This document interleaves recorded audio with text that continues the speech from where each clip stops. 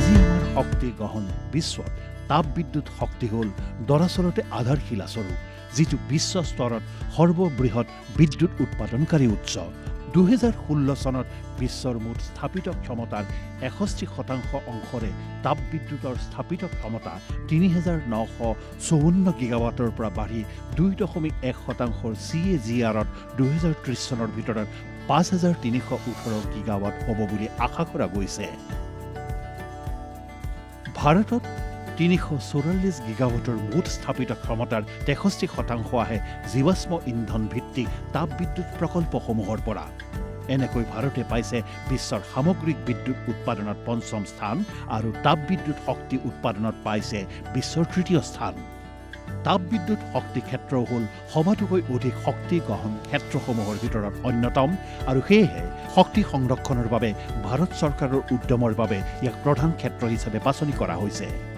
বিদ্যুৎ মন্ত্ৰালয় আৰু শক্তি দক্ষতা ব্যুৰোৰ দ্বাৰা ৰূপায়িত সংবৰ্ধিত শক্তি দক্ষতা বিষয়ক ৰাষ্ট্ৰীয় মিছনৰ অধীনত শক্তি গ্ৰহণ ক্ষেত্ৰসমূহত শক্তি কাৰ্যদক্ষতাৰ বাবে অভিকল্পনা কৰা এটা গুৰুত্বপূৰ্ণ পদক্ষেপ হ'ল প্ৰদৰ্শন, অৰ্জন আৰু বেপাৰ চমুকৈ পেট। প্ৰথমতে 8টা ঔদ্যোগিক ক্ষেত্ৰ চিনাক্ত কৰা হৈছিল, যিটো এতিয়া বঢ়াই 13টা কৰা হৈছে। এই যোজনাৰ অধীনত নিৰ্ধাৰিত উপভোক্তাক উদগনি দিয়া হয় ৰেট্ৰফিটিং আৰু আধুনিকীকৰণৰ জৰিয়তে শক্তি কাৰ্যদক্ষতা বঢ়াবলৈ, আৰু তেওঁলোকে যদি ধাৰ্য কৰি দিয়া লক্ষ্যতকৈ ভাল ফল দেখুৱায় তেতিয়া তেওঁলোকে পাব বেপাৰযোগ্য শক্তি সঞ্চয় প্ৰমাণপত্ৰ বা ই-চাৰ্জ, যিটো তেওঁলোকে নিজৰ লক্ষ্যত উপনীত হ'ব নোৱাৰা ইউনিটবোৰক বিক্ৰী কৰিব পাৰে, যিবোৰে তাৰ পাছত জৰিমনা ভৰাৰ পৰিৱৰ্তে অনুপালনৰ স্বীকৃতি পাব। পেটৰ প্ৰথম চক্ৰত বিদ্যুৎ খণ্ডৰ পৰা 144টা ইউনিট সন্নিৱিষ্ট কৰা হৈছিল, আৰু সিবিলাকে 3.12 মিলিয়ন টন তেল সমতুল্যৰ শক্তি ৰাহি কৰিবলৈ সক্ষম হৈছিল। এতিয়া পেট চক্ৰ 2 অলপতে সম্পন্ন কৰা হৈছে, আৰু আমি আশা কৰিছোঁ যে এই ক্ষেত্ৰৰ বাবে ধাৰ্য কৰি দিয়া লক্ষ্যত উপনীত হোৱা যাব। আৰু ইয়াৰ পাছত আমি আৰু 3টা পেট চক্ৰ আৰম্ভ কৰিছোঁ, পেট চক্ৰ 3, 4 আৰু 5, আৰু এতিয়া আমি বিদ্যুৎ খণ্ডৰ পৰা প্ৰায় 225টা ইউনিট সন্নিৱিষ্ট কৰিছোঁ, যিবোৰে প্ৰায় 289 গিগাৱাট স্থাপিত ক্ষমতা সামৰি লয়, যিটো মোটামুটিভাৱে ভাৰতৰ মুঠ তাপবিদ্যুৎ ক্ষমতাৰ 90%। এই ক্ষেত্ৰৰ শক্তি ৰাহি কৰিব পৰা সম্ভাৱনালৈ চকু ৰাখি ভাৰত চৰকাৰে গভীৰ মনোযোগ দিছে তাপ উদ্ভাৱক হাৰ কম কৰাত আৰু তাৰ পাছত শক্তি সঞ্চয় তথা কাৰ্বন নিৰ্গমন এৰাই চলাত। চৰকাৰৰ উদ্যমৰ এটা অংশ হিচাপে পুৰণি শক্তি অকাৰ্যদক্ষ প্ৰকল্পসমূহ বন্ধ কৰাৰ কাম আৰম্ভ কৰা হৈছে পৰ্যায়ক্ৰমে, আৰু সেইবোৰ প্ৰতিস্থাপিত কৰা হৈছে আধুনিক শক্তি কাৰ্যদক্ষ প্ৰকল্পৰ দ্বাৰা।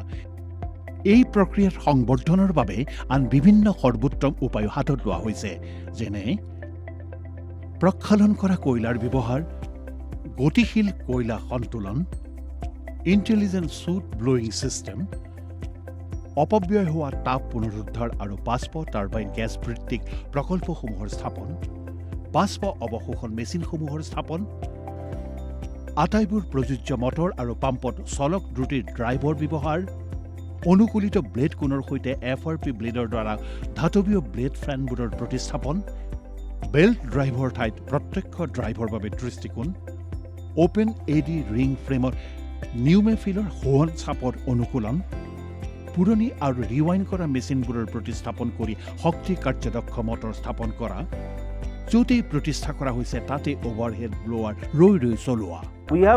আমি কুলিং টাৱাৰ পাম্পটো বন্ধ কৰিছোঁ, আৰু আমি পানীৰ মাধ্যাকৰ্ষণ শক্তি উপযোগ কৰিছোঁ, আৰু এইবোৰ প্ৰক্ৰিয়া কামত লগাই আমি ৰাহি কৰিছোঁ প্ৰায় 147 TOE। সেইটো আমাৰ এটা ডাঙৰ সাফল্য। শক্তি কাৰ্যদক্ষতাৰ অংশ হিচাপে আমি কেইবাটাও উদ্যম হাতত লৈছোঁ। ইয়াৰ ভিতৰত কেইটামান অতি উল্লেখযোগ্য হ'ল ষ্টেজ 2 ইউনিটবোৰত 28% ইক' কইলৰ সংযোজন, যাৰ পৰিণতি হৈছে বইলাৰবোৰত প্ৰায় 1% শক্তি কাৰ্যদক্ষতা। তাৰ পাছত আমি লগতে আৰম্ভ কৰিছোঁ ESP এয়াৰ কণ্ডিশ্যনিঙৰ বাবে ফ্লু গেছ ভিত্তিক ভেম্প, আৰু আকৌ আমি আৰম্ভ কৰিছোঁ ৰিড মেটেলৰ উন্নীতকৰণৰ কাম 500 মেগাৱাট ইউনিটবোৰৰ এটাত মূল্যায়ন কৰি চোৱাৰ বাবে। তাৰ পাছত আমি কৰিছোঁ এই শক্তি কাৰ্যদক্ষ মটৰবোৰ প্ৰায় আটাইবোৰ CHP ড্ৰাইভত স্থাপনৰ কাম। আমাৰ লগতে ষ্টেজ 1 গ্ৰেভিমেট্ৰিক ফিডাৰবোৰত আছে এই VFDবোৰ আৰু আমাৰ ইউনিট 7ৰ ID ফেনবোৰত আমাৰ আছে এটা ভেৰিয়েবল ফ্ৰিকুৱেঞ্চি ড্ৰাইভ।